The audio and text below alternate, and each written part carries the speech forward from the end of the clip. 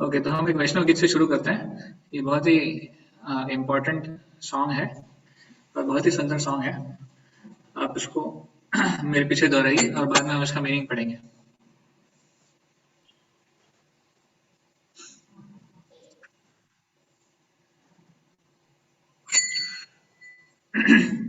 ओ हे वैष्णव ठाकुर दया सागर हे दासे करुणा पुरी। बोलिए। ओ हे वैष्णव ठाकुर दयाल सागर हे दासे करुणा करी। ओ हे वैष्णव ठाकुर दयाल सागर हे दासे करुणा पुरी। ओ हे वैष्णव ठाकुर दयाल सागर हे दासे करुणा करी। प्रार्थनाया शोध है हमारे तुम्हारे चरण धरी। दिया पद छाया शोध हमारे तुम्हार चरण धरी। माया वेक्षोमी माया दोष शोधे माया गुण दे क्षय वेग दमी क्षय दोष शोधे क्षय गुण देह दासे। छाया सत्य संग देह है हमारे बसे संगे दासे। क्षया सत्संग देह हमारे बसेगी संगे आशे। एकाकी आमार नहीं पाई बल हरि नाम संकीर्तने। एकाकी आमार नहीं पाया बल हरि नाम संकीर्तने।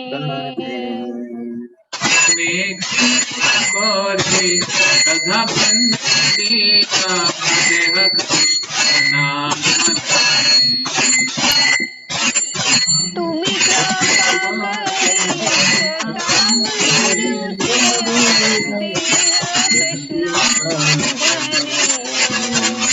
कृष्ण से तोमार कृष्ण दीपे पार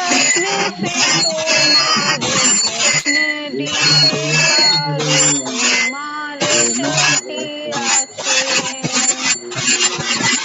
हमें तो कंगाल कृष्ण कृष्ण बोले हरे राम पाछे अमिता कंगाल कृष्ण कृष्ण बोले भाई तब पाछे पाछे। हमें तो कंगाल कृष्ण कृष्ण बोले हरे राम पाछे अमिता कंगाल कृष्ण कृष्ण बोले भाई तब पाछे पाछे। ओ हे वैष्णव ठाकुर दया सागर हे दासे करुणा पुरी। ओ हे वैष्णव ठाकुर दयाल सागर हे दासे करुणा करी। छाया शोध है हमारे तुम्हारा चरण दिया पद छाया शोधे हमारे तुम्हार चरण धरी। हरे कृष्ण हरे कृष्ण हरे हरे हरे हरे कृष्ण राम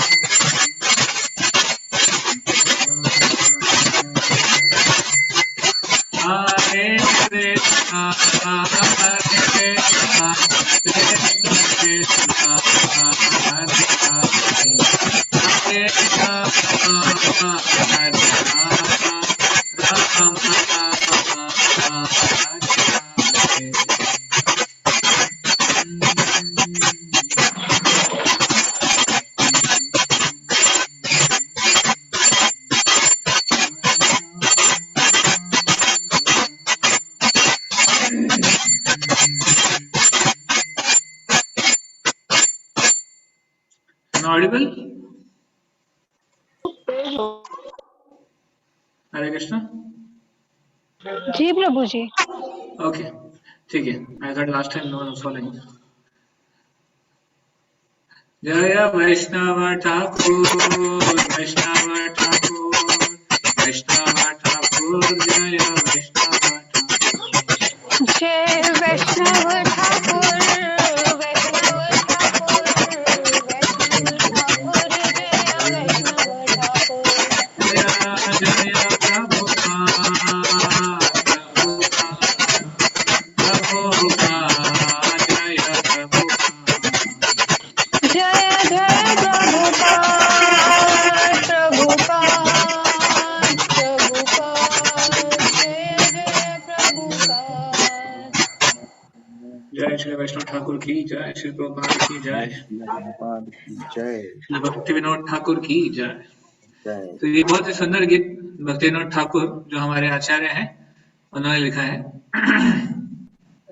या करताल की आवाज जा रही थी, right? I understand.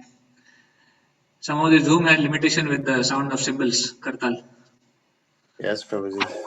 Yeah, no problem. I think next time around I'll play mridanga. So basically बहुत ही सुंदर गीत है और हमारे टॉपिक जो आज हमारा टॉपिक है उससे काफी रिलेटेड है। What the topic for today's discussion? आज का टॉपिक डिस्कस करने वाले हैं हम लोग। प्रभु जी, शिष्य कैसा होना चाहिए? Okay, so what is the qualification of a ideal disciple? Disciple. Yeah, तो ये हमारा आज का टॉपिक है। तो basically this is a song written by Bhakti Vinod Thakur praying to the Vaishnava Thakur, especially guru और परम और आचार्य द वैष्णव, उनके लिए वो प्रार्थना है।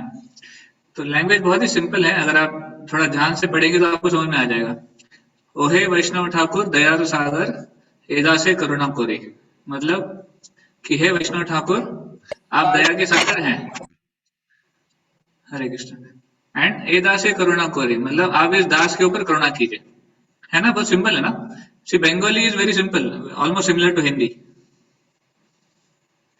दिया पद छाया शोधो है हमारे तुम्हारा चरण धोई, कि आप मुझे अपने चरणों की छाया दीजिए।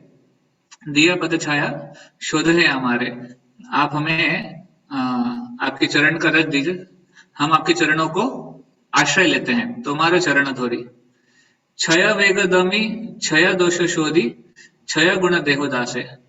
यहाँ पे भक्तिविनोद ठाकुर कह रहे हैं ये 6 वेग जो हमारे मन के 6 वेग हैं उसका आप दमन कीजिए।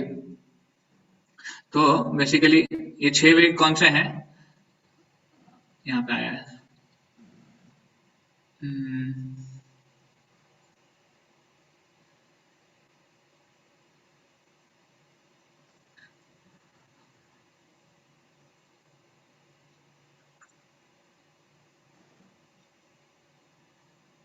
हाँ, वाणी, मन, क्रोध, जिह्वा, उदर और जनेन्द्रिय, ये 6 वेग है हमारे।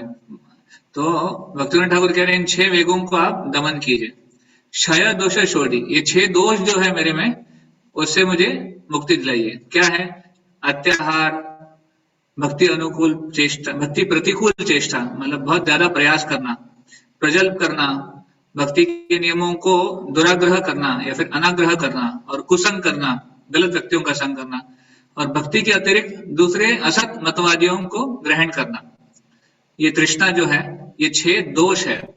तो क्षय वेग दोमी, ये 6 वेगों का दमन कीजिए। क्षय दोष शोधि, ये 6 दोषों को मुझसे दूर कीजिए। क्षय गुण देहो दास से, ये 6 गुण मुझे दीजिए। 6 गुण कौन से चाहिए हमें? भक्ति में, भक्ति साधन में उत्साह चाहिए, निश्चयता, धैर्य, भक्ति पोषक कार्यों का अनुष्ठान, कुसंग का त्याग, सदाचार और सद्वृत्ति, ये 6 गुण हमें चाहिए। और बाद में वो कहते हैं क्षय सत्संग देहो है आमारे, मुझे 6 प्रकार के सत्संग दीजिए। कौन से? भक्ति पूर्वक, प्रीति पूर्वक भक्तों के आवश्यक वस्तु देना, उनके द्वारा दी गई वस्तुओं को ग्रहण करना, उनके समीप हृदयों की बातें व्यक्त करना, भक्ति रहस्य को सुनना, प्रसाद सेवन करना और प्रसाद सेवन कराना, ये 6 सत्संग है। मतलब भक्तों में 6 व्यवहार है जो हम कर सकते हैं, जिससे भक्तों के बीच में जो प्रीति है वो बढ़ती है। तो ये वो प्रार्थना कर रहे हैं कि ये 6 सत्संग मुझे दीजिए, ऐसे। बाद में वो कह रहे हैं एकाकी आमार नाही पाया बल हरिनाम संकीर्तन है। देखिए शिष्य का भाव क्या होना चाहिए गुरु के प्रति, आपकी कृपा के बिना हमारे और कोई बल नहीं है। एकाकी आमार, अपने आप के बल पे मेरा कोई बल ही नहीं है।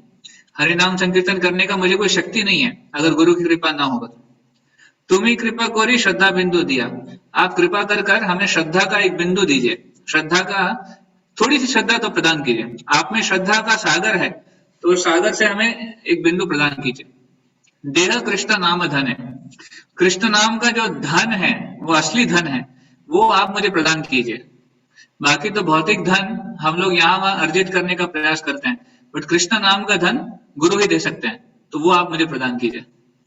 कृष्ण से तोमार कृष्ण दीते पारो, तुम्हारा शक्ति आछे। इसका मतलब क्या है? कृष्ण आपके हैं, कृष्ण से तोमार, कृष्ण दीते पारो, और आप ही कृष्ण को दे सकते हैं। तुम्हारा शक्ति आछे, आपकी ही शक्ति है कि आप कृष्ण को प्रदान कर सकते हैं, अदरवाइज कृष्ण स्वयं नहीं देंगे अपने आप को, आप ही दे सकते हैं कृष्ण को। आमी तो कंगाल कृष्ण कृष्ण बोली, धाई तब पाछे पाछे। मैं तो कंगाल हूं, मुझे कोई योग्यता नहीं है, मैं कृष्ण कृष्ण बोलते हुए आपके पीछे पीछे दौड़ रहा हूं। इस प्रकार श्री भक्तिविनोद ठाकुर अपने मन को व्यक्त करते हैं और आचार्य को प्रार्थना करते हैं। जय श्री भक्तिविनोद ठाकुर की जय, श्री प्रभुपाद की जय। तो इस गीत के साथ हम आज का सेशन शुरू करते हैं मंगलाचरण से।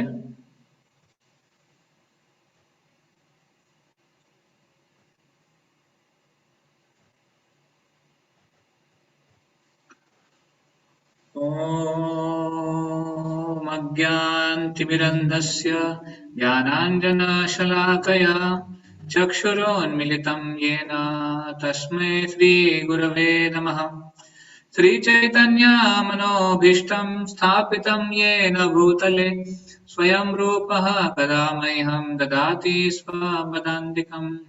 वन्देऽहं श्रीगुरोः श्रीयुतापदकमलं श्रीगुरोन् वैष्णवांश्च श्रीरूपं साग्रजातां सहगणा रघुनाथान्वितं तं सजीवं साद्वैतं सावधूतं परिजनसहितं कृष्णचैतन्यदेवं श्रीराधा कृष्णपादान् सहगणा ललिता श्रीविशाखान्वितांश्च नमो विष्णुपादाय कृष्णपृष्ठाय भूतले श्रीमते भक्तिवेदान्त स्वामिन् इति नामिने।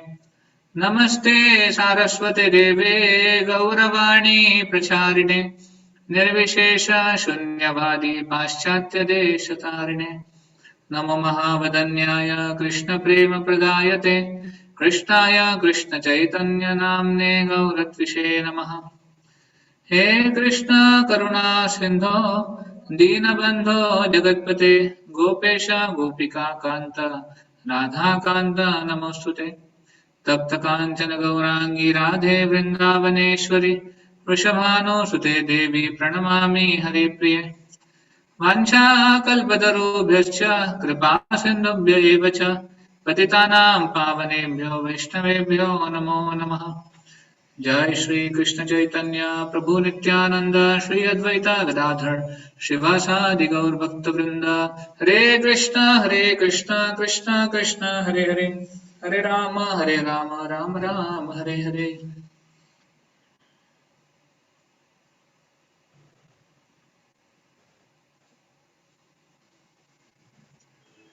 हरे कृष्ण।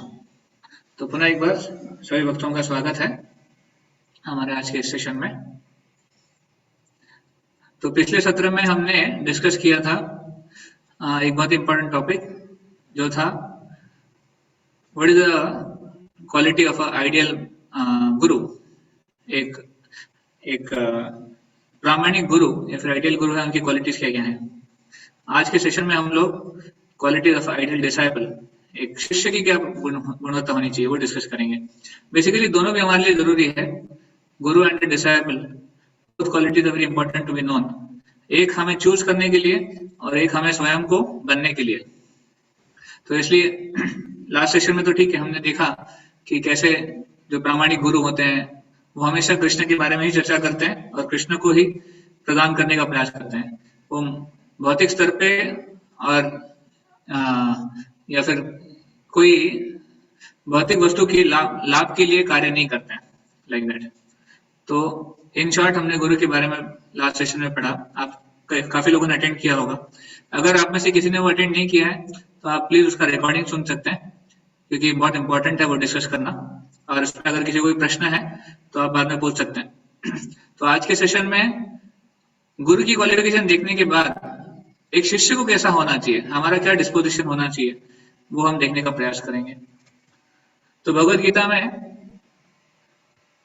इस क्वालिटी को बहुत ही अच्छे से डिस्प्ले किया गया है, या फिर इसके बारे में बहुत अच्छे से चर्चा हुई है। जब शुरुआत में अर्जुन भगवान कृष्ण को समर्पण करते हैं तब। तो मैं अपना स्क्रीन शेयर कर रहा हूं।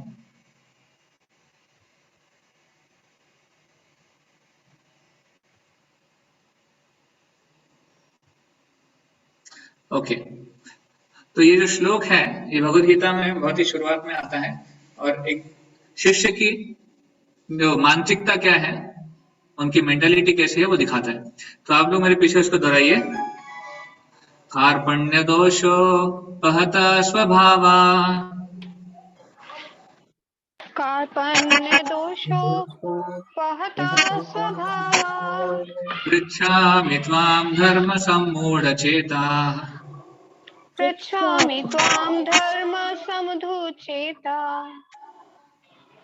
यश्रेयस्य निश्चितं ब्रूहि तन्मे, यश्रेयस्य निश्चितं ब्रूहि तन्मे, शिष्यस्तेऽहं शाधि मां त्वां प्रपन्नम्। शिष्यास्तेऽहं साधुमां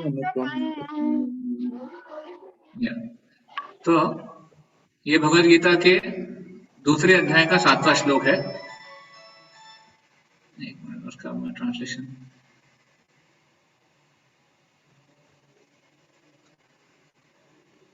okay, so one of you can read the translation. प्रभु जी, may I? पढ़िए।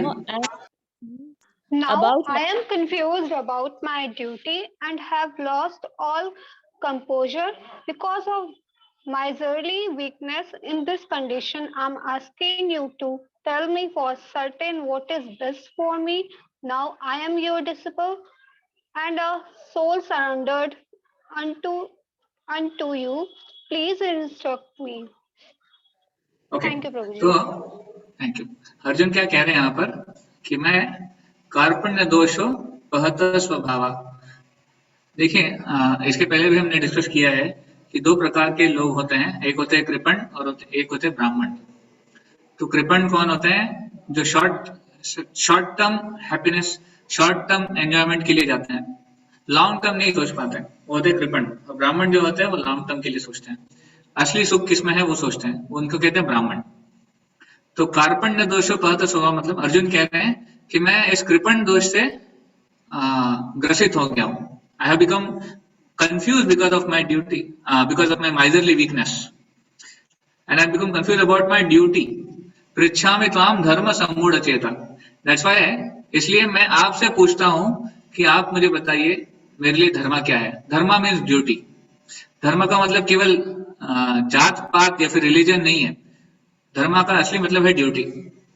तो इसलिए अर्जुन भगवान से क्या पूछते हैं कि भगवान से कहते हैं कि मैं आपसे पूछ रहा हूं कि आप मुझे बताइए धर्म क्या है. और सम्मूढ़ चेता, मेरा जो चेतना है वो मूढ़ित हो गया, मतलब आई हैव बिकम फुलिश. मूढ़ का लिटरल मीनिंग होता है फुलिश. तो देखिए अर्जुन अपने आप को मूर्ख समझते हैं भगवान के सामने, और अर्जुन कहते हैं कि मैं नहीं समझ पा रहा हूँ मेरे लिए असली क्या है. यश श्रेयस्यान निश्चितम ब्रूहितन में.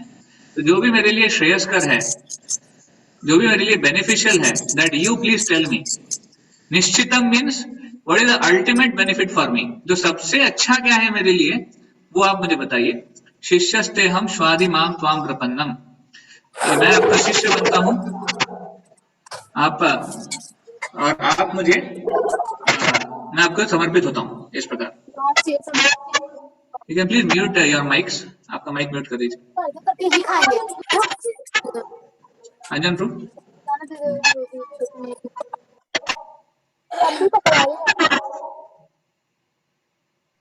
ओके. तो भगवान से वो कह रहे हैं कि शिष्यस्ते हम शादी माम त्वाम प्रपन्नम.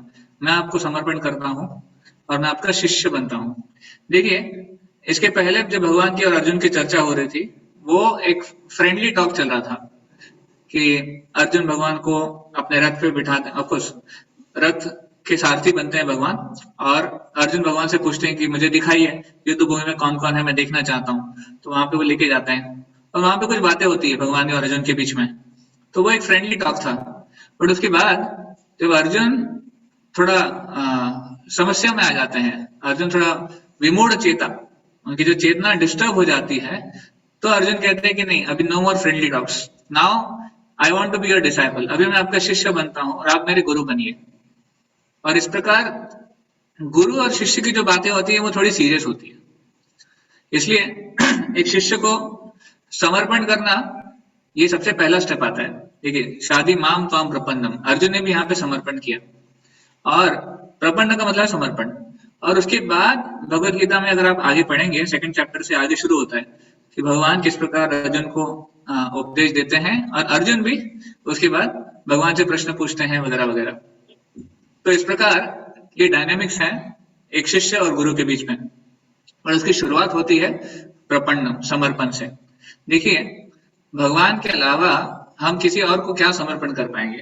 हमारी और कोई हमें आश्रय देने के योग्य नहीं है भगवान के अलावा.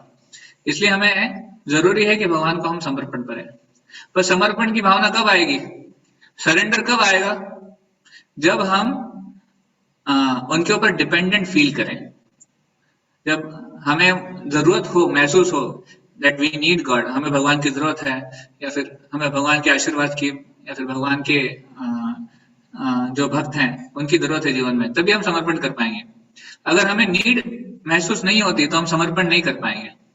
तो इसलिए सबसे पहले जरूरी है ये समझना कि मुझे भगवान को समर्पण करने की जरूरत क्या है, तभी हम समर्पण कर पाएंगे, और तभी जो आध्यात्मिक ज्ञान है उसको शुरुआत होती है. तो let's see, why should I surrender to God, why should I feel dependence on God. तो for that first thing is to understand material qualifications are useless in solving the problems of life. जो हमारी भौतिक गुणवत्ता है वो हमारे जीवन की समस्याओं को सॉल्व करने में, उनको सुलझाने में असमर्थ है, नहीं सुलझा सकते. देखिए हमें भौतिक रूप में कितनी गुणवत्ता हो सकती है. हो सकता है कि कोई बहुत बड़ा पढ़ा लिखा व्यक्ति है, या फिर कोई बहुत ही धनी व्यक्ति है, किसी के पास बहुत ज्यादा यश है, किसी के पास बहुत ज्यादा शक्ति है, या फिर नाम है, शोहरत, जो भी है, कोई बहुत सुंदर है. तो योग्यताएं हमें हो सकती है, कुछ ना कुछ है, बट उन योग्यताओं के कारण क्या होता है, हम केवल एक भौतिक चेतना में आ जाते हैं. हम अपने आप को शरीर मानकर या फिर उन्हीं योग्यताओं से आइडेंटिफाई कर हम उसको आश्रय लेने का प्रयास करते हैं. We try to dependent on that. मान लीजिए कोई सुंदर व्यक्ति है, तो वो सुंदर व्यक्ति अगर उसकी सुंदरता थोड़ी सी भी बिगड़ जाती है, जैसे फॉर एग्जाम्पल जैसे फिल्म स्टार्स और सो कॉल्ड ब्यूटी स्टार्स, तो अगर वो सुंदर ना दिखे तो उनका सारा फैन फॉलोइंग चला जाएगा। तो उन्हें सुंदर दिखना ये उनके लिए बहुत जरूरी है, उसके लिए वो चाहे जो करे। तो इन वन सेंस वो उनकी सुंदरता के ऊपर डिपेंड हो गए और उसकी सुंदरता से वो अपना आश्रय ढूंढ रहे हैं। इस प्रकार एक बार एक बहुत ही फेमस फुटबॉल प्लेयर था, तो उसने बहुत सारी मैच जीती थी अपने देश के लिए, पर एक एक्सीडेंट में उसको बहुत चोट आई, उसकी टांगे चली गई। तो टांगे मतलब अभी यूजलेस होने के बाद वो फुटबॉल नहीं खेल पाया, तो उसके फैंस ने भी उसको छोड़ दिया कि अब ये फुटबॉल नहीं खेल रहा है, तो फिर ये क्या फायदा है इसको फॉलो करके। तो सब फैंस ने भी उसको रिजेक्ट कर दिया। जब वो वापस आया घर ऑपरेशन के बाद और ठीक होकर, तो केवल उसके परिवार वाले और जो निकट उसके मित्र थे वो उसके लिए खड़े थे, बाकी सब चले गए। So what that goes to say that people only appreciate if they see something in you which will gratify their senses. लोग आपको अप्रिशिएट तब तक करेंगे जब तक आपके पास कुछ भौतिक चीज है जिनसे उनकी इंद्रिय तृप्ति होती रहे। अब फॉर एग्जाम्पल क्रिकेट आप ले लीजिए। मैं जब छोटा था हम सब क्रिकेट खेलते थे बचपन में प्राय, तो हमने देखा है इंडिया की कोई मैच होती थी स्पेशली पाकिस्तान के साथ या फिर किसी देश के साथ, तो बहुत उसमें रोमांच होता था। और अगर मान लीजिए इंडिया जीत जाती है तो सब लोग फिर क्रिकेटर्स को सर पे उठा लेंगे, पटाखे फोड़ेंगे, उनको माला पहना देंगे वगैरह वगैरह। और किसी कारण से अगर इंडिया हार जाती है तो वहीं पे उनको जूते मारेंगे, उनके जो पोस्टर्स है उसको जलाएंगे या फिर जूते मारेंगे। तो इस प्रकार के फैन फॉलोइंग है, इस प्रकार के लोग हैं जो फॉलोअर्स हैं। और इन्हीं फॉलोअर्स को लेके पूरा जो मटेरियलिस्टिक माइंडसेट है वो इसी फॉलोअर्स को लेके चलता है कि नहीं मुझे ऐसे फैन फॉलोइंग चाहिए, मुझे ज्यादा लाइक्स चाहिए। आजकल यूट्यूब का जमाना है तो people go for more and more likes, people go for more and more subscriptions, but we don't know कि एक्चुअली लोगों को क्या पसंद आ रहा है क्या नहीं। एक बार हमारी मटेरियल क्वालिटी चली गई तो लोग हमको भी छोड़ देंगे, वो हमारे लिए नहीं है। हमें जो थोड़ी बहुत गुणवत्ता है उसमें से उनकी इंद्रिय तृप्ति होती है, उसके लिए वो वहां खड़े हैं। तो point is material qualifications are not will not give us ultimate happiness or satisfaction like that. और अल्टीमेटली अगर जीवन की समस्याओं को भी देखा जाए तो क्या हम हमारी मटेरियल क्वालिफिकेशन से सॉल्व कर सकते हैं उसको? अगर हमारे पास धन भी है, यश भी है, सब कुछ है, पर अगर हमारी जो 4 मेन प्रॉब्लम्स हैं, birth, death, disease and old age, क्या उसका कोई सोल्यूशन है? क्या उसके में हम कोई चेंजेस मॉडिफिकेशन कर सकते हैं हमारे मटेरियल क्वालिफिकेशन से? नहीं। तो our skills and abilities can be helpful for us to maintain our livelihood, but they cannot give us the ultimate bliss and happiness of life, which we can get only in connection with God. हम भगवान के संपर्क में जो आत्मीयता, जो प्रेम, जो अपनापन, जो सुख संतुष्टि हम पा सकते हैं, वो इन भौतिक गुणों से नहीं पा सकते। वो केवल एक मीडियम है हमें इस जीवन में कुछ करने का, ताकि हम भगवान की सेवा में लगे रहे। एक बार एक धनी व्यक्ति था, ये सच्ची घटना है, तो वो पुणे से मुंबई जा रहा था वहां पर, और रास्ते में एक्चुअली उसके पास बहुत धन था, वो किसी बिजनेस डील के लिए जा रहा था। रास्ते में कुछ गुंडों ने उसकी गाड़ी को रोक लिया। उस समय उन दिनों में ट्रैफिक इतना नहीं था, तो इसकी गाड़ी को रोक लिया गुंडों ने और हथियार लेकर इसको गन पॉइंट पर रख लिया और गन पॉइंट पर इसको बोला सब निकालो। तो he had no other way, तो उसको सब उसके बाद जितना भी पैसा था सूटकेस में सब दे दिया, जो भी अंगूठी पहने थी, जो भी गले में पहना था, हार पहना था, सब कुछ उसने सोना जो भी था दे दिया। अब वो जो चोर थे या फिर जो डाकू थे, वो आपस में डिस्कस करने लगे।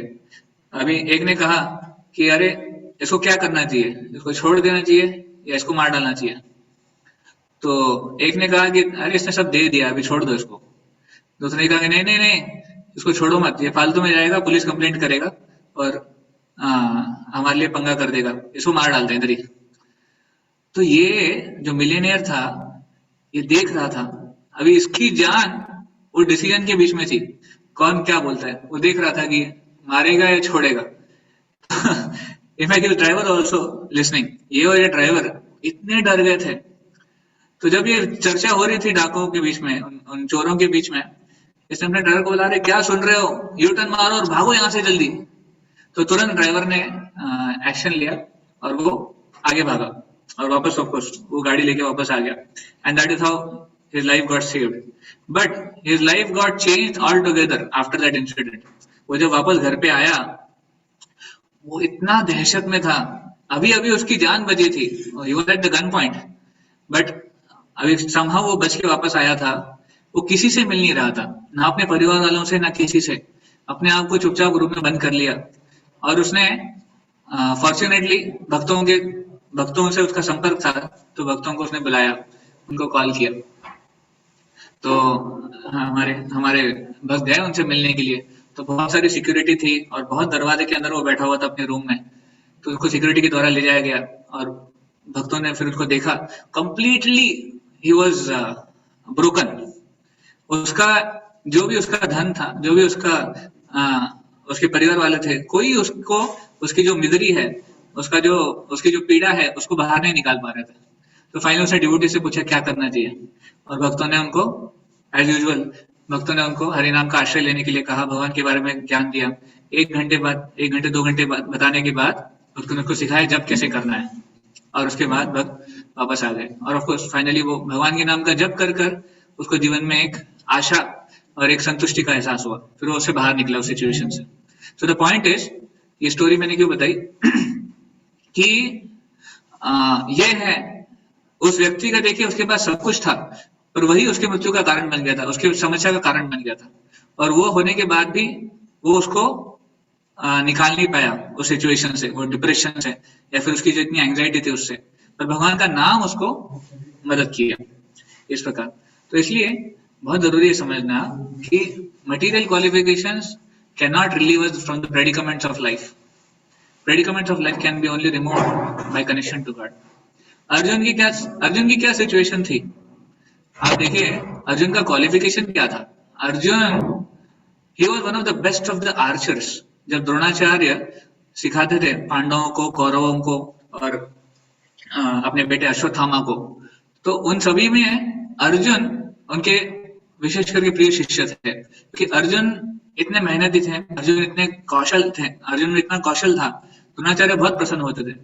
एक बार द्रोणाचार्य ने सबको एक टास्क दिया कि जाओ, हर एक को एक एक मटका दिया और बोला कि मटके में पानी भर के लाना है आपको, और देखिए कि पानी जो है it should be filled up to the brim, पूरा सतह तक भरा होना चाहिए, बिल्कुल कम नहीं होना चाहिए। तो सब लोग गए।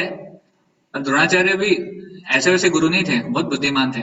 तो द्रोणाचार्य ने क्या किया था, मटकों में छेद करके रखा था। तो जो भी लोग पानी भर रहे थे वहां पे जाकर, तालाब में से, नदी में से, वो पानी आते आते तो निकल जाता था उसमें से। अर्जुन बुद्धिमान थे, अर्जुन को समझ में आया कि इसमें छेद है, तो अर्जुन गए नहीं, अर्जुन वहीं रहे, द्रोणाचार्य के सामने ही रहे, और उन्होंने अपने बाण से वहां पे जमीन से पानी की धारा निकाली और पानी मटके में भरने लगा इस प्रकार। और द्रोणाचार्य के सामने पानी भर रहा था, तो भले ही वो छेद से निकल रहा था, पर पानी कंटिन्यूअसली भर रहा था। इस प्रकार उन्होंने द्रोणाचार्य की कंडीशन को पूरा किया। तो द्रोणाचार्य इतने प्रसन्न हो गए, उन्होंने उनको आशीर्वाद दिया कि तुम इस विद्या को और अच्छे से जानते हो, इस प्रकार। तो he was like that, he was very very powerful Archer. एक बार द्रोणाचार्य ने जानबूझकर अपना पैर जो है मगरमच्छ के मुंह में डाल दिया और सब शिष्यों को बचाने लगे, बचाओ बचाओ, मगरमच्छ मुझे खा रहा है। तो तुरंत सभी शिष्यों में से अर्जुन वहां पहुंचे और अर्जुन ने अपने शूरवीरता से मगरमच्छ को उनकी गर्दन काटी और द्रोणाचार्य के पैर को बचाया। तो इस प्रकार बहुत सारे इंसिडेंसेस हुए हैं, महाभारत में आता है, जहाँ पे अर्जुन का कौशल सामने आता है। केवल वो अपनी गांडीव के टंकार से उसके दुश्मनों के हृदय में कंपन होती थी, ऐसे महाभारत में वर्णन आता है। अर्जुन इतने शक्तिशाली थे, उनका गांडीव इतना शक्तिशाली था। एंड कैसे वो द्रोणाचार्य को इतना प्रसन्न किए थे। एक बार जब शिवजी से उनका युद्ध हुआ था, अर्जुन ने शिवजी से युद्ध किया था, 1-on-1 फाइट हुआ था। तो अर्जुन ने शिव जी को भी परास्त कर दिया था। ऑफ कोर्स शिव जी उनके ऊपर बहुत प्रसन्न हो गए थे और शिव जी ने उन्हें आशीर्वाद के रूप में अपना अस्त्र दिया था, पशुपात अस्त्र। तो इस प्रकार अर्जुन शिव जी को परास्त करने वाले थे। अर्जुन इंद्र, ये अर्जुन के ही इंद्र की ही संतान अर्जुन है। तो इंद्र ने अर्जुन को बहुत सारे सेलेस्टियल वेपन्स, बहुत सारे ऐसे बाण और अस्त्र दिए थे जिससे उनको युद्ध में मदद आए। ये सारे अस्त्र वो कलेक्ट कर रहे थे क्योंकि उनको आगे पता था कि महाभारत का युद्ध होने वाला है, इसलिए। और उसके बाद अर्जुन ने कई सारे गंधर्वों को भी डिफीट किया था। हालांकि अर्जुन इस भूलोक के व्यक्ति थे, इस भूलोक के जीवात्मा थे, बट वो गंधर्व लोक के लोगों को भी हरा देते थे। जब एक बार दुर्योधन जब ये पांडव जो वनवास में थे तो दुर्योधन वहां पर आए थे उनको मजाक उड़ाने के लिए। तो दुर्योधन वहां पर दिखावा कर रहे थे जानबूझकर, और वहां पर एक गार्डन में वो थे दुर्योधन, जहां पर वो अपने फ्रेंड्स और रिलेटिव्स के साथ थे, कुछ स्त्रियों के साथ थे। वहां पर वो जो गार्डन था वो गंधर्वों का था, गंधर्व वहां पे आते थे हमेशा। तो जब दुर्योधन बिना किसी परमिशन के वहां गए थे, ट्रेस पासिंग, तो गंधर्वों ने उनको पकड़ लिया और गंधर्वों ने उनको बंदी बना लिया। दुर्योधन कुछ नहीं कर पाए। तब युधिष्ठिर महाराज ने देखा, युधिष्ठिर महाराज को ये सूचना मिली, तो युधिष्ठिर ने बोला कि जाओ भीम और अर्जुन तुम जाके उसको बचाओ। तो भीम ने बोला अरे अच्छा है ना, वो तो हमारा मजाक उड़ाने आया था, अच्छा उसको पकड़ लिया। तो युधिष्ठिर ने कहा कि नहीं नहीं, अभी हम जब दूसरों के सामने हम सब 105 हैं, वो 100 कौरव है, हम 5 पांडव, अलग अलग नहीं, हम एक साथ हैं, आपस में भले हमारा युद्ध हो। तो फिर पांडव गए, अर्जुन और भीम गए, और अर्जुन ने वहां पर चित्ररथ नामक गंधर्व है उनसे लड़ाई की और उनको हरा दिया। तो गंधर्वों को हराकर दुर्योधन को लेके आए वापस। इस प्रकार उच्च लोक के योद्धा भी उनके सामने टिक नहीं पाते थे। ये थे अर्जुन की शूरवीरता। और उनका सेंस कंट्रोल, अर्जुन का सेंस कंट्रोल कितना था। हालांकि जब अर्जुन इंद्रलोक में गए थे, वहां पर एक अप्सरा थी मेनका, उर्वशी। तो उर्वशी ने जब अर्जुन को देखा तो बहुत प्रसन्न हो गई और आकर्षित हो गई उनके प्रति। तो Urvashi wanted to unite with him, Urvashi को उनका संग करना था, पर अर्जुन ने मना कर दिया। अर्जुन कहते थे कि नहीं, आप मेरी माँ के समान हो, क्योंकि अर्जुन के परिवार में उर्वशी का संबंध था उनके किसी पूर्वज के साथ। तो इसलिए अर्जुन इतने सेंस कंट्रोल थे कि एक इतनी सुंदर अप्सरा उर्वशी उनको खुद प्रपोज कर रही है, पर अर्जुन ने मना कर दिया। तो यह उनका था संयम था। उसके अलावा मार्शल आर्ट्स, उसमें अर्जुन के पास इतने सारे हथियार थे, अग्नि, वारुण्य या फिर पृथ्वी, सारे हथियार अर्जुन के पास थे। तो ये सब क्वालिफिकेशंस एक प्रकार से अर्जुन के पास थी, पर फिर भी अर्जुन डिस्करेज हो गए। कब? महाभारत के युद्ध में शुरुआत में अर्जुन को समझ में आ गया। एक्चुअली अर्जुन के डिस्करेज होने का कारण भी धार्मिक था। ऐसे नहीं कि अर्जुन हार गए थे या फिर अर्जुन सोच रहे थे कि मैं कैसे लड़ूंगा, मैं हार जाऊंगा, नहीं। इनफैक्ट दुर्योधन जो था वो अधर्म कैसे करता था। दुर्योधन केवल चाहता था, सत्ता चाहता था, पैसा चाहता था, स्त्रियों को चाहता था, ये दुर्योधन की इच्छा थी। पर अर्जुन धर्म युद्ध चाहते थे। अर्जुन सोच रहे थे कि अगर मैं लड़ूंगा तो पाप लगेगा, अगर मैं लड़ूंगा तो जब जो स्त्रियां है वो विधवा हो जाएगी और फिर क्या होगा। इस प्रकार वो धर्म के स्तर पर आर्गुमेंट दे रहे थे। हालांकि उनके आर्गुमेंट भी एक हायर लेवल पे थे, पर फिर भी वो मटेरियल थे। ये भगवान ने उनको बाद में समझाया इस प्रकार।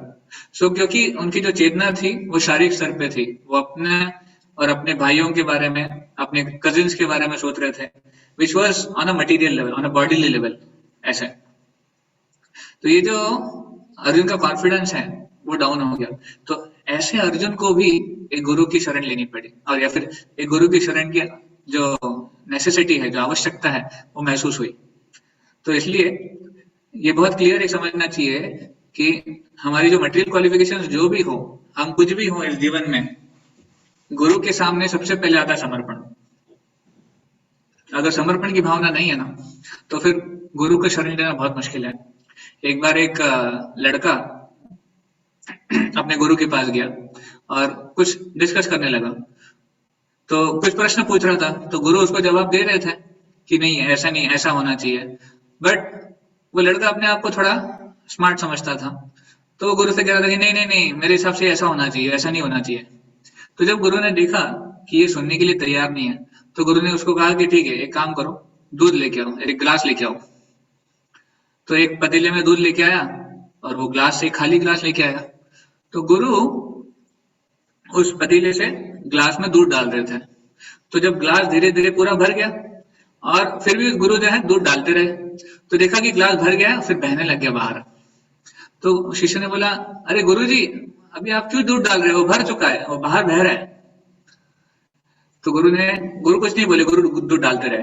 तो कुछ देर बाद गुरु रुके और गुरु ने शिष्य से कहा कि देखो, जैसे ये ग्लास जब भर गया है तो और दूध एक्सेप्ट नहीं कर पा रहा है, जो दूध है वो बाहर बह रहा है। उसी प्रकार तुम अपने आप को बहुत बुद्धिमान समझते हो, और इसलिए तुम जो मैं आपको बताना चाहता हूँ, आपको जो सदुपदेश देना चाहता हूँ, आप वो सुनने के योग्य नहीं, सुनने के लिए तैयार नहीं हो।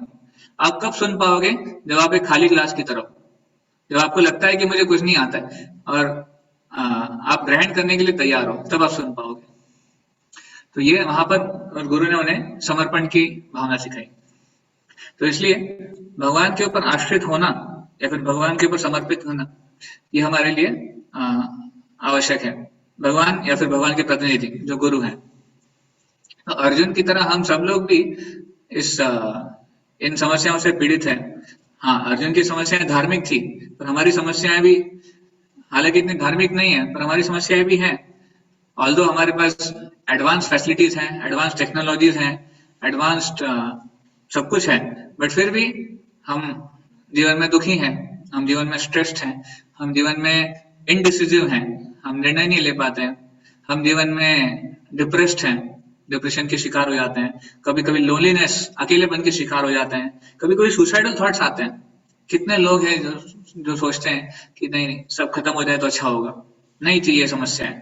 तो ये भी सब है।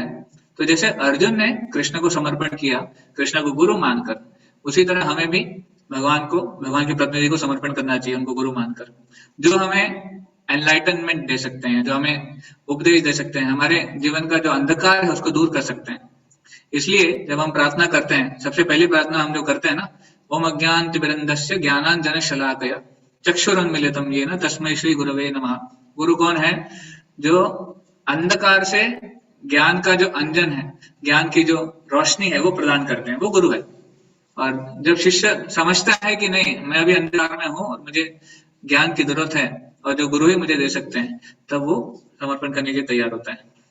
ऐसे तो moving on to qualification of a disciple.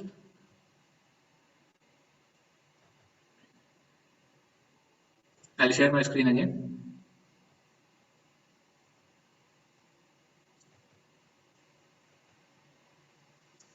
हाँ, तो श्रील प्रभुपाद जी अपने एक प्रवचन में 3 क्वालिफिकेशन बताते हैं शिष्य के लिए, बहुत जरूरी 3 क्वालिफिकेशन है।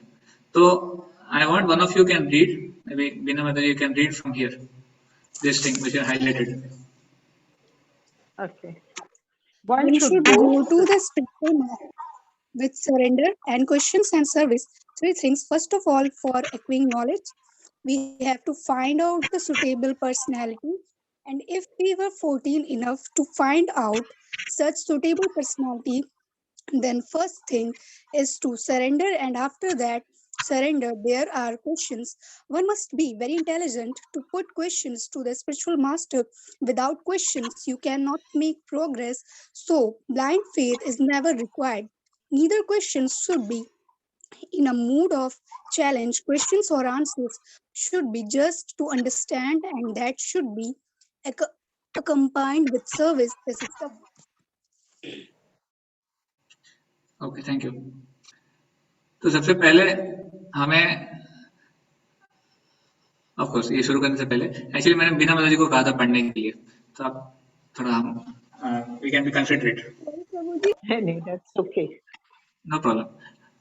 तो बेसिकली प्रभुपाद जी क्या कह रहे हैं यहाँ पर? सबसे पहले सरेंडर, उसके बाद क्वेश्चन, उसके बाद सर्विस। तो आपको ये लास्ट टाइम हमने श्लोक लिया था, आपको याद होगा, तद्विधि प्रणिपातेन परिप्रश्नेन सेवया उपदेक्ष्यन्ति ते ज्ञानम ज्ञानिनस्तत्त्वदर्शिनः। 4थे अध्याय में ये श्लोक आता है गीता के कि गुरु को समर्पण करने, गुरु को अप्रोच करने का तरीका क्या है? सबसे पहले सरेंडर। उसके बाद आप प्रश्न पूछ सकते हैं, हम सेवा भी कर सकते हैं। तो प्रभुपाद जी कह रहे हैं कि one must be intelligent to put question also. ऐसा नहीं कि गुरु को ब्लाइंडली फॉलो करना है। कभी कभी लोगों में धारणाएं होती है कि नहीं, हमने गुरु कर लिया तो ब्लाइंडली फॉलो करो, या फिर गुरु से कुछ पूछते ही नहीं है। किसी किसी को लगता है कोई नीड ही नहीं है गुरु पूछने के लिए, क्योंकि गुरु करने का पर्पस क्लियर नहीं होता है। कई बार लोग गुरु करते हैं एक प्रेस्टीज इशू के लिए, कई बार लोग गुरु करते हैं कि मतलब हमारे पड़ोसियों ने भी गुरु किए हैं, हमारे रिलेशन में सबके गुरु हैं, तो हमें भी गुरु करना चाहिए, नहीं तो हम छूट जाएंगे कहीं। तो इसलिए गुरु करने के अलग अलग पर्पज होते हैं, बट सबसे इंपॉर्टेंट है गुरु करने का पर्पस कि हमें नीड है उनकी। जैसे हमने जो पहले डिस्कस किया, that we are dependent on him, that's why I need a guru. I don't need a guru for my as a fashion. मैं फैशन के तौर पे गुरु नहीं चाहता हूँ, या फिर मैं केवल दिखावे के लिए गुरु नहीं चाहता हूँ, या फिर केवल नाम के लिए नहीं चाहता हूँ। मैं सही में गुरु को समर्पण करना चाहता हूँ और गुरु से मैं प्रश्न पूछकर अपने जीवन को सुधारना चाहता हूँ। तो without questions you can not make progress. Prabhupad ji कह रहे हैं अगर हमारे पास प्रश्न, हमें गुरु से प्रश्न पूछने चाहिए और प्रश्न पूछकर उसको अप्लाई करना चाहिए जीवन में, अदरवाइज अन्यथा हम प्रोग्रेस नहीं कर पाएंगे। ओके, तो जैसे हमने डिस्कस किया, the first qualification of an ideal disciple is humble surrender, समर्पण। A disciple should submissively and humbly surrender to the spiritual master. One should consider oneself a fool in front of the guru and should put aside all preconceived notions learned earlier. तो गुरु समर्पण करना, इसका मतलब क्या है? शिष्य को अपने आप को गुरु के सामने, गुरु के समक्ष ऐसा उसको लगना चाहिए कि मुझे कुछ नहीं आता है और मुझे उनकी जरूरत है, तभी हम ग्रहण कर पाएंगे।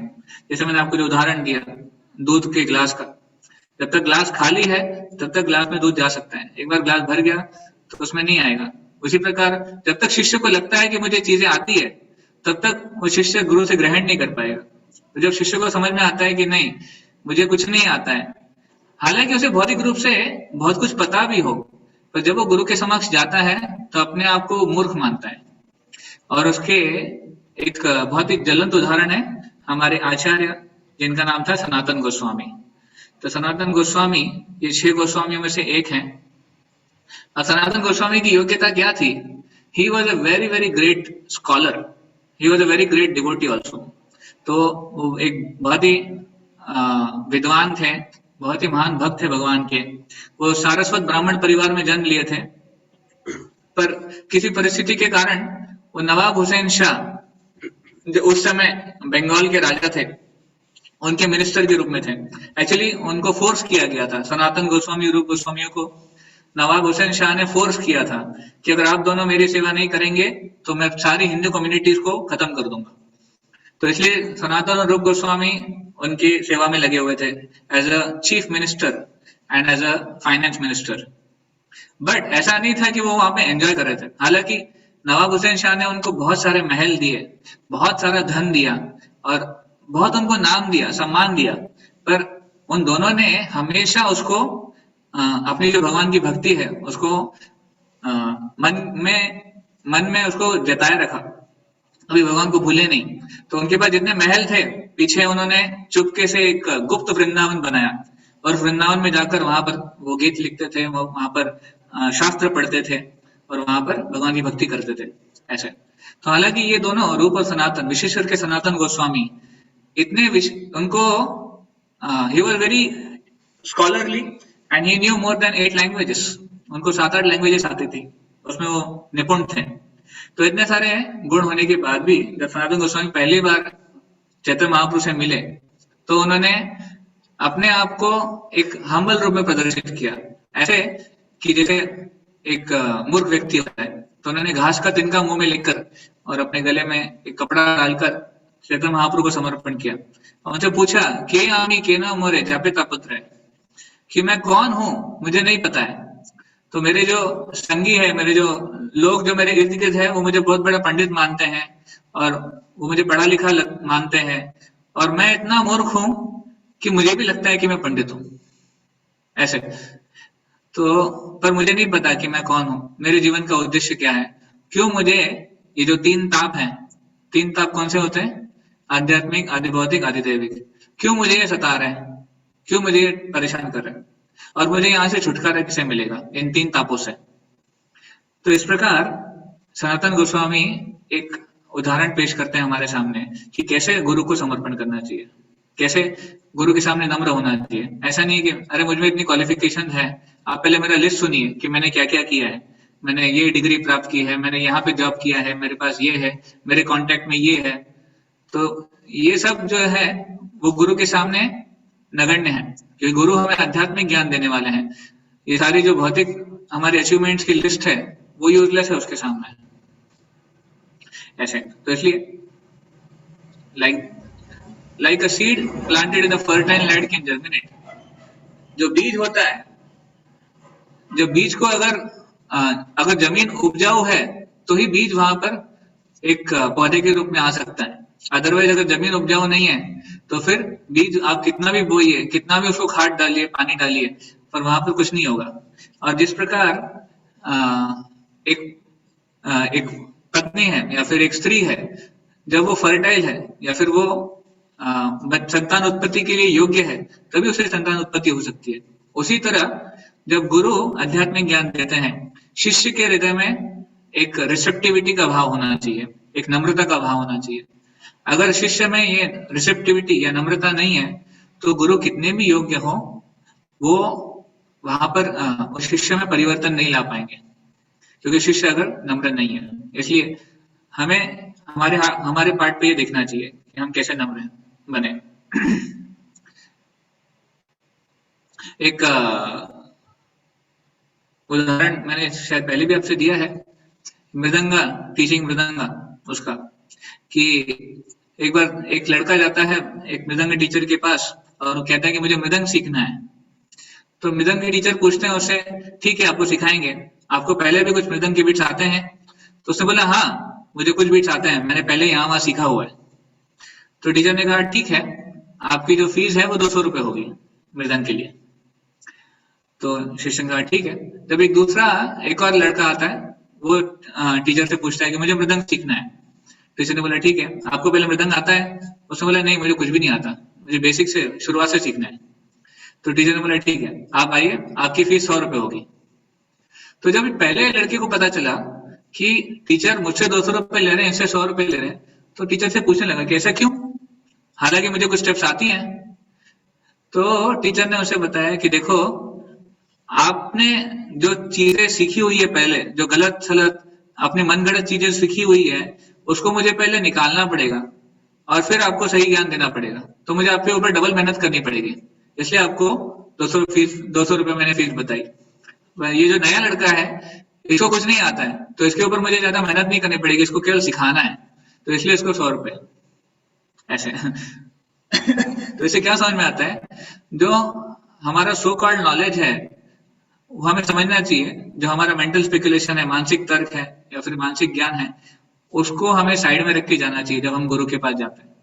हमें इस प्रकार हमारा गुरु के प्रति भाव होना चाहिए कि हमें नहीं आता, और जो भी हमें आता भी हो उसको हमें अंडो करने के लिए तैयार होना चाहिए। बिकॉज पता नहीं हमने किन स्रोतों से सुना है, किस माध्यम से हमने जाना है, कितनी गलत धारणाएं हमारे मन में भरी हुई हैं। देखिए भारत में प्राय ऐसा देखा जाता है, in India people feel that I know a lot about spirituality. आप स्पिरिचुअलिटी का नाम ले लीजिए, हर एक के पास बोलने के लिए बहुत सारे पॉइंट्स हैं और सब मनगढ़ंत है, सब अपने अपने हिसाब से है। मेरे हिसाब से ये ऐसा है, हमारे हिसाब से कर्म ही पूजा है, हमारे हिसाब से ये है वो है, तो बहुत सारी चीजें बहुत लोग बोलते रहते हैं, पर सब मनगढ़ंत है। और इसलिए गुरु को बहुत ज्यादा मेहनत करनी पड़ती है हमारे ऊपर कि हमारी जो पुराने कंसेप्शन है उसको निकालें और सही कंसेप्शंस, जो सही शास्त्र प्रमाणित जो चीजें हैं वो हमको दें। इसलिए ये जो भाव है हमारा समर्पण का बहुत जरूरी है। Second qualification is inquisitiveness. हमें जिज्ञासा होनी चाहिए, प्रश्न पूछने की जिज्ञासा। तो तस्मात् गुरु प्रपद्येत जिज्ञासु श्रेय उत्तमम, श्रीमद् भागवतम में श्लोक आता है कि any person who seriously desires real happiness must seek a bona fide spiritual master and take shelter of him by initiation. जो जिज्ञासु व्यक्ति होता है उसके जीवन में उसको जीवन का जो ध्येय है वो प्राप्त होता है, अल्टीमेट गोल ऑफ लाइफ प्राप्त होता है। तो इसलिए गुरु से इंक्विजिटिवली प्रश्न पूछना ये हमारे लिए बहुत जरूरी है। और गुरु से क्या प्रश्न पूछना चाहिए हमको, किस विषय में हमारा इंक्विजिटिवनेस होना चाहिए, not about material life, not about how to get my food, how to get my health, how to get my shelter, how to have sex और मटेरियलिस्टिक लाइफ लाइक दैट। ये इंक्विजिटिवनेस गुरु के पास नहीं होना चाहिए। तो इसलिए जो ब्राह्मण और कृपण है, जो कृपण लोग हैं वो यही पूछते रहते हैं। वो गुरु के पास जाएंगे, अरे हमें ये रोग है, इस रोग का निदान नहीं हो रहा है, अरे हमें ये प्रॉब्लम है, हमारे बेटे को जॉब नहीं है, हमारी बहू ठीक नहीं है, हमारे ये है वो है, अनेक समस्या है, बेटी की शादी नहीं हो रही है। तो इन सारी चीजों में ही वो उलझे रहते हैं और गुरु के पास इन चीजों का निदान है ऐसा उनको लगता है। तो देखिए जो आध्यात्मिक गुरु होते हैं वो इसके लिए नहीं है। हमने पिछले सेशन में भी डिस्कस किया इसके ऊपर कि जो आध्यात्मिक गुरु है वो आपके जीवन को मैनेज करने के लिए नहीं है। हाँ, वो आपको बेसिक जितना जीवन उधर निर्वाह के लिए जरूरी है उतना आपको गाइडेंस देंगे, पर मेन उनका काम क्या है, आध्यात्मिक रूप से गाइड करना। तो जो श्रेयस है, जो श्रेयस्कर चाहते हैं, जो अपने जीवन में श्रेय चाहते हैं, वो क्या पूछते हैं भगवान से, गुरु से, कि मैं कैसे भगवान की भक्ति में आगे बढ़ूं, मैं कैसे अपने मन के ऊपर नियंत्रण प्राप्त करूं ताकि भगवान के नाम में, भगवान की जप में मेरा मन लग जाए, मैं कैसे आध्यात्मिकता को और अच्छे से लूं, मैं कैसे अपना जो क्या कहते हैं, मेरा जो विल पावर है उसको मैं कैसे बढ़ाऊं। तो ये उनके विषय होते हैं चर्चा करने के लिए, गुरु से पूछने के लिए। लॉन्ग टर्म थिंग वो पूछते हैं कि मैं कैसे जन्म मृत्यु जरा व्याधि के चक्कर से बाहर निकल सकूं, मैं कैसे जीवन का उद्देश्य मैं प्राप्त करूं। That is their inquiry, those are intelligent. तो हमें गुरु से इन चीजों के बारे में पूछना चाहिए, ना कि the temporary relative things of the world. वो एक चीज है पर वो इतने मायने नहीं रखती है। तो दो प्रकार के लोग होते हैं, एक गृहस्थ होते हैं और एक गृहमेधी। तो प्राय लोगों को लगता है कि जो भी मैरिड है उसको गृहस्थ बोला जाता है, पर ऐसा नहीं है। शास्त्रों में उसमें भी दो कैटेगरी बताई गई है, जिसका भी विवाह हुआ है उसमें दो कैटेगरीज हैं, गृहस्थ और गृहमेधी।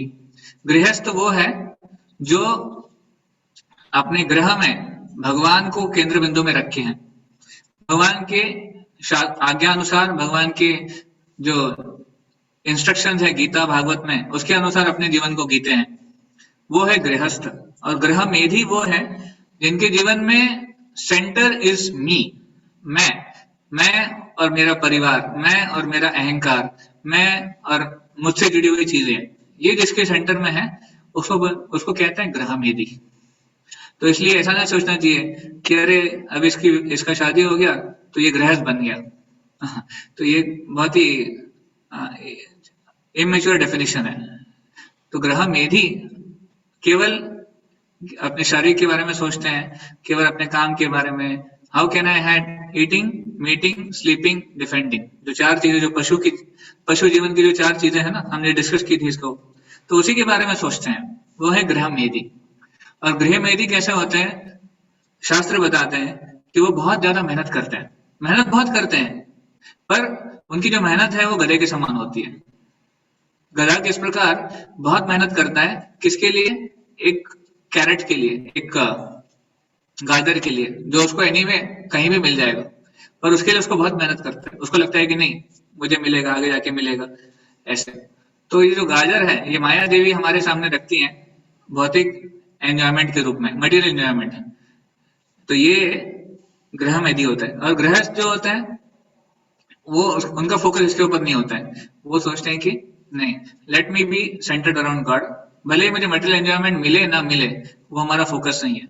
As a part of being a grihastha ही may get some happiness also, ऐसा नहीं कि नहीं है, पर वो उसको एक्सेप्ट करते हैं भगवान की सेवा के रूप में, और उनका जो फोकस है भगवान के ऊपर था वो डिस्टर्ब नहीं होने देते हैं। तो गृहमेधियों को बहुत समय होता है और वो उस समय को कहाँ उपयोग करते हैं, पॉलिटिक्स की बातें कर कर, या फिर केवल एंजॉयमेंट की बातें कर कर, क्रिकेट, स्पोर्ट्स, या फिर all this social economic discussions and all. तो आज इतने सारे चीजों के ऊपर चर्चा हो रही है, अगर आप न्यूज़पेपर खोलेंगे, अगर आप इंटरनेट खोलेंगे, इतनी सारे डिस्कशन हो रहे हैं दुनिया भर में, और अधिकांश चीजें 99.99% चीजें इसका भगवान से या फिर हमारे रियल सेल्फ आत्मा से कोई संबंध नहीं है। Only and only material, only and only bodily level, जिसका कोई आगे रियल सेंस में कोई उपयोग नहीं है। तो unfortunately the whole world is stooped into this kind of thought process.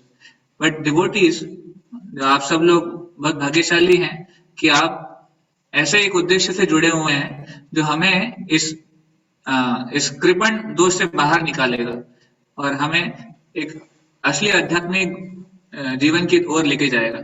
इसलिए तमसो मां ज्योतिर्गमय मृत्युर्मा अमृतम गमय, इस प्रकार जो बताया जाता है ना, वैदिक एफोरिज्म है कि हमें अंधकार से लाइट के पास जाना है, हमें मृत्यु से अमृतम गमय, अमृत अब कहाँ मिलेगा हमें, आध्यात्मिक जगत में मिलेगा, तो वहां हमें जाना है। तो ये हमारी चर्चा का विषय होना चाहिए। Devotees don't have time for all the other things, politics या फिर इकोनॉमी या फिर किसके घर में क्या हो रहा है, बैक बाइटिंग, किसकी सास कैसी है, किसकी बहू कैसी है, किसका जॉब कैसा है, या फिर मुझे उसको कैसे नीचे दबाना चाहिए, इसके लिए टाइम नहीं होता है डिवोटीज के पास। डिवोटीज के पास इतना कुछ है भगवान की सेवा में करने के लिए, वो इन सब चीजों के बारे में सोचते ही नहीं है, नहीं उनके पास समय है। इसलिए डिवोटीज आर कॉल्ड एज गृहस्थास, और जो नॉन डिवोटीज हैं जिनके जीवन का उद्देश्य केवल मटेरियल एंजॉयमेंट है, उनको ग्रह में ही बताया जाता है। Okay, I'm just skipping the questions. Well, time is also short. And the third thing is submissive service, सेवा। हमने 3 चीजें देखी ना, surrender, then inquisitiveness, asking question, और तीसरा है सर्विस, सेवा। तो सेवा एक शिष्य के जीवन में बहुत ही इंपॉर्टेंट अंग है, उसको हमेशा गुरु की सेवा करने का प्रयास करना चाहिए। भले वो अपने इंडिविजुअल लाइफ में कोई भी हो, कितनी भी गुणवत्ता हो, कितना भी बड़ा हो, छोटा हो, जो भी हो, अपनी योग्यता के अनुसार उसको गुरु की सेवा करनी चाहिए। ऐसे Bhagavatam says, all your material qualifications are like a very heavy crown on the head of a drowning man. जो अगर कोई व्यक्ति डूबने वाला है, उसके सर पे अगर आप बहुत बड़ा पत्थर रख दीजिए तो वो जल्दी डूबेगा ना, डूबने से बचेगा नहीं। तो जो भी हमारी भौतिक क्वालिफिकेशन है भागवतम के अनुसार वो वैसी है, क्योंकि हमारी क्वालिफिकेशन हमको और भौतिकता में दबा देती है, हम उससे बाहर नहीं निकल पाते जल्दी। इसलिए जो नेगेटिव गुण है, प्राइड, एनवी, इल्यूजन, एंगर, ये सब उससे आती हैं। ये सब किससे आइडेंटिफिकेशन हमारा मटेरियल है, इसलिए गुस्सा आता है, इसलिए एनवी आती, ईर्ष्या आती है, इसलिए गर्व हो जाता है, इसलिए ग्रीड हो जाता है, लोभ हो जाता है, ये सब मटेरियल क्वालिफिकेशन है। तो इसलिए शिष्यों को हमेशा गुरु की सेवा में अपने आप को लगाना चाहिए। इनफैक्ट सेवा कर कर हम अपने जो नेगेटिव क्वालिटीज है उसको दमन कर सकते हैं। तो उसके लिए कुछ एग्जांपल्स यहाँ पर दिए हुए हैं, हमने पहले भी एक बार डिस्कस किया इसके बारे में। श्रील प्रभुपाद के जो गुरु हैं, श्रील भक्ति सिद्धांत सरस्वती ठाकुर, वो इतने विद्वान पंडित थे, इतने महान थे। इनफैक्ट भगवान जगन्नाथ जी, उन्होंने उनको आशीर्वाद दिया था बचपन में, और भक्तिविनोद ठाकुर जो उनके पिता थे, उन्होंने प्रार्थना की थी भगवान से कि मुझे आपका एक अंश चाहिए, क्योंकि आपके नाम का प्रचार प्रसार करना है। ऐसे तो भक्ति सिद्धांत ठाकुर का जन्म हुआ था, और वो इतने पढ़े लिखे, इतने विद्वान, एक सूर्य सिद्धांतिस्ट, एक बचपन में ही उन्होंने सूर्य सिद्धांत की डिग्री प्राप्त हो गई थी। तो इस गुणवत्ता के बाद भी उन्होंने जब दीक्षा ली, तो उनके दीक्षा गुरु श्री गौर किशोर बाबा जी महाराज, ये अनपढ़ थे, मटेरियली भौतिक रूप से वो अनपढ़ थे, उन्होंने पढ़ाई भी नहीं की थी और ना ही उनको कुछ ज्यादा आता था, पर फिर भी भक्ति सिद्धांत ठाकुर ने उनसे दीक्षा लेना प्रेफर किया, क्योंकि वो ये प्रिंसिपल एस्टेब्लिश करना चाहते थे कि गुरु के सामने छोटा बन के रहना यह शिष्य के काम है। ऐसे उसके अलावा नरोत्तम दास ठाकुर का वर्णन चैतन्यचरितामृत में आता है बहुत डिटेल में। तो नरोत्तम दास ठाकुर एक बहुत ही बड़े परिवार से थे, वेरी वेल्दी लैंडलॉर्ड। उनके पिता जो थे बहुत बड़े जमींदार थे, और वो घर के मतलब वो he was like a prince, वो एक राजपुत्र थे, इतना धन था उनके यहाँ पर फिर भी उनका बचपन से ही रुझान जो है भगवत भक्ति में था, और वो सब छोड़कर वृंदावन में वहां पे ब्रज में अपने गुरु की सेवा के लिए आ गए थे। तो श्री लोकनाथ गोस्वामी जिनसे वो दीक्षा लेना चाहते थे, लोकनाथ गोस्वामी बहुत ही वृद्ध थे और वो दीक्षा देने के लिए तैयार नहीं थे। लोकनाथ गोस्वामी ने किसी को भी दीक्षा नहीं दी थी, पर नरोत्तम दास ठाकुर उनसे प्रार्थना करते थे, याचना करते थे कि आप हमको दीक्षा दे दीजिए, आप हमको स्वीकार कर लीजिए, और वो मना कर देते थे। तो ऐसे बहुत बार हुआ, पर नरोत्तम दास ठाकुर को लगा कि शायद मैंने गुरु की सेवा ठीक से नहीं की है, इसलिए गुरु मुझे दीक्षा नहीं दे रहे। तो फिर एक दिन अच्छी रोज सुबह लोकनाथ गोस्वामी जंगल में जाते थे, गार्डन में, जब नदी के किनारे अपना मॉर्निंग ड्यूटीज करने के लिए, शौच आदि करने के लिए। तो नरोत्तम दास ठाकुर वहां पर हाँ, लोकनाथ गोस्वामी ने देखा कि मैं रोज यहाँ पर आता हूँ पर ये जगह बहुत स्वच्छ होती है, क्लीन होती है, कौन इसको कर रहा है। तो एक दिन लोकनाथ गोस्वामी वहां पर पेड़ के पीछे छुप के बैठ गए, और लोकनाथ गोस्वामी ने देखा कि नरोत्तम दास ठाकुर अपने हाथ में झाड़ू लेते आते हैं वहां पर, और बहुत ही विनम्र भाव से उस जगह को क्लीन कर रहे हैं।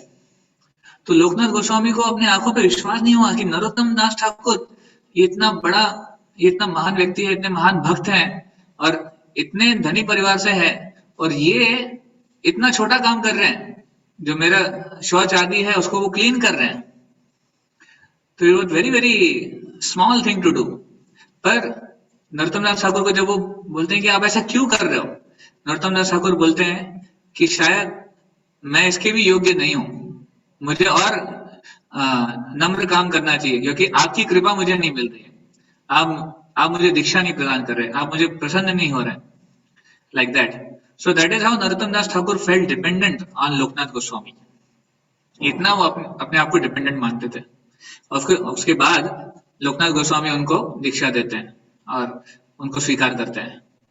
तो ये एग्जाम्पल बहुत एक्सट्रीम है, बट ये दर्शाता है कि एक भक्त को, एक शिष्य को अपनी मटेरियल क्वालिफिकेशन के ऊपर बिल्कुल भी डिपेंडेंट नहीं होना चाहिए, गर्वित नहीं होना चाहिए, और मीनियल सेवा करने के लिए तैयार होना चाहिए। भले वो छोटी सी छोटी सेवा क्यों ना हो, उसको तैयार रहना चाहिए।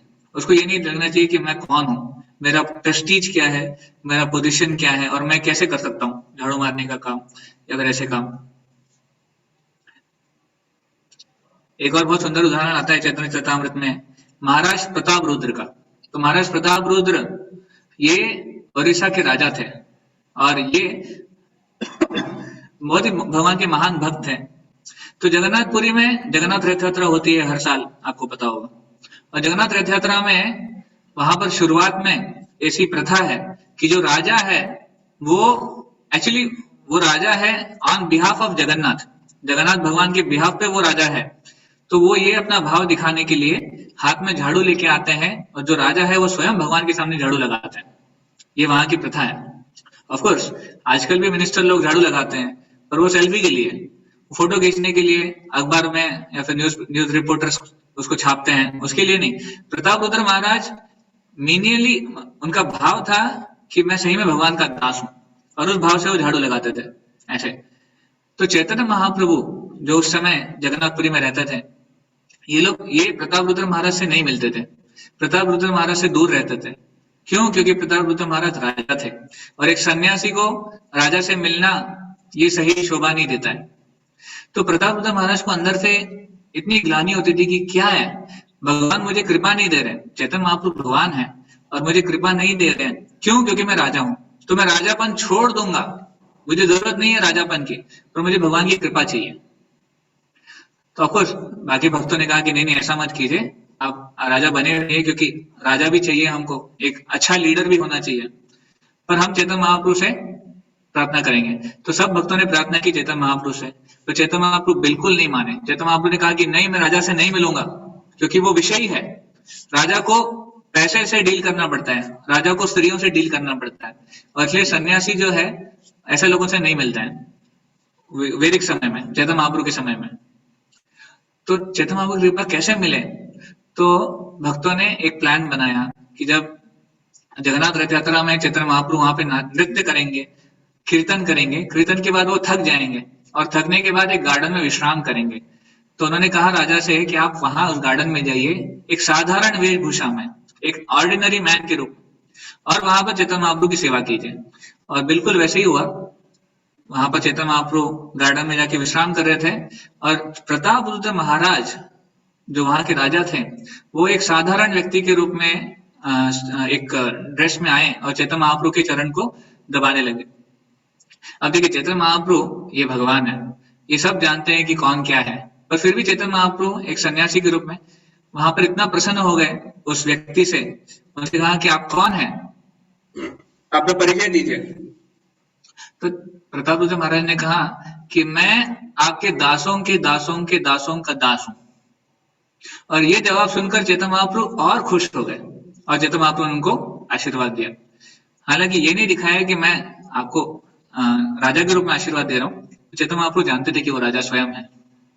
तो इस प्रकार प्रतापरुद्र महाराज ये अपने उदाहरण से पेश करते हैं कि कैसे शिष्य को हमेशा भगवान के दासों का दास बनना चाहिए, नम्र भाव से सेवा करने का उसका ये थी, उसका मूड होना चाहिए ऐसे। तो जो गृहस्थ भक्त होते हैं, विशेष करके जो अपने घरों में रहकर भक्ति करने का प्रयास करते हैं, वो भगवान की विग्रहों की भी सेवा करते हैं। अर्च विग्रहों को उनको नहलाना, उनको भोग लगाना, उनको माला अर्पण करना, उनके लिए गाना, उनके लिए आभूषण खरीदना, ये वो करते हैं। क्यों? क्योंकि जो भी भोग व्यक्ति स्वयं करना चाहता है वही भोग अगर हम भगवान को कराएं तो व्यक्ति सही रूप में प्रसन्न हो जाता है। यस्मिन तुष्टम जगत तुष्टम। तो इसलिए हमें भगवान की जितनी अच्छे से हो सके सेवा करने का प्रयास करना चाहिए। हमारे लिए कंफर्ट है या नहीं है वो इतना मैटर नहीं करता है, भगवान के लिए हमेशा कंफर्ट होना चाहिए, भगवान के लिए बेस्ट ऑफ द चीजें होनी चाहिए। हमारी जो भी हमारी कैपेबिलिटी है, कैपेसिटी है, उसके हिसाब से। और भगवान के भक्तों को घर पे इनवाइट करना, साधुओं को, बाकी अन्य भक्तों को घर पे इनवाइट करना, उनकी सेवा करनी, उनको प्रसादम देना, अपने धन से भगवान की सेवा करना, अपने नम्र भाव से भगवान की सेवा करना, ये हमारा भाव होना चाहिए। उसके अलावा कुछ और क्वालिफिकेशन यहाँ पर है। डिवोशन टू सुप्रीम लॉर्ड, भगवान की भक्ति होनी चाहिए। जो शिष्य है वो भगवान का भक्त होना चाहिए। भगवान गीता में कहते हैं भक्तो सी में सखा चेती रहस्यम हेतुत्तमम। क्योंकि आप मेरे भक्त हो इसलिए मैं आपको ये रहस्य दे रहा हूँ, गीता का रहस्य। अगर आप मेरे भक्त नहीं होते तो गीता का रहस्य मैं आपको नहीं देता। तो like that, one has to be a devotee of God, one has to follow God, one should not be non-believer, otherwise ऐसे शिष्य को योग्यता नहीं है। उसके अलावा शिष्य को गुरु की आज्ञाओं के ऊपर विश्वास होना चाहिए। Unflinching faith in the order of the गुरु। गुरु ने जो कहा उसके ऊपर पूरा विश्वास होना चाहिए। यस्य देवे परा भक्ति यथा देवे तथा गुरु। तो इसके बारे में कुछ पास टाइम आते हैं। कृष्ण और सुदामा जब जंगल में गए थे अपने गुरु के लिए फायरवुड कलेक्ट करने के लिए, लकड़ी कलेक्ट करने के लिए, और रात में अंधेरा हो गया था, आंधी चली गई, तूफान हो रहा था और वो लोग रास्ता भटक गए थे, रास्ता नहीं समझ में आ रहा था। तो दोनों एक दूसरे का हाथ पकड़कर जंगल में थे, पर उन्होंने जो सेवा है, जो फायरवुड है, जो लकड़ा है, उसको छोड़ा नहीं, उसको हमेशा उसको दोनों ने पकड़े रखा। तो एक हाथ एक दूसरे के हाथ में था और दूसरे हाथ में फायरवुड था। तो इस तरह वो सेवा भी कर रहे थे और भक्तों का संग भी कर रहे थे। तो गुरु ने जब उनसे देखा, अगले दिन सुबह जब गुरु वहां पर आए सांदीपनि मुनि, तो सांदीपनि मुनि ने उनको ढूंढा और उनको आशीर्वाद दिया कि आपके समर्पण के लिए मैं आपको आशीर्वाद देता हूँ, आपने जो कुछ भी सीखा है आप कभी नहीं भूलेंगे।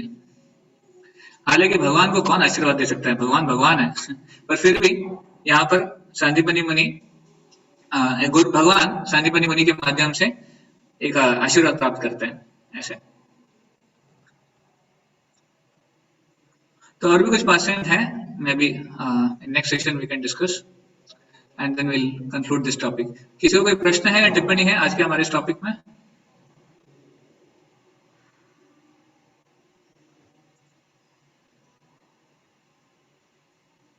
I just wanted to ask Prabhuji, Hare Krishna. ये जो स्ट्रॉ का ये बताते हैं कि वो स्ट्रॉ मुंह पे लेके then they go and do दंडवत, उसका कोई सिंबॉलिक रीजन है या खाली एक हम्बलनेस दिखाने के लिए? symbolic ये है कि one considers oneself a fool in front of the spiritual master. तो So that straw is हाँ, the straw जो होता है वो सबसे straw के ऊपर सब लोग पैर रखते हैं, तो straw को बहुत निम्न माना जाता है, और straw को जब कोई मुंह में रखता है तो it is like considering himself a fool. okay. Thank you, Prabhu. Yes, माजी. हाँ बताइए, और किसको प्रश्न है?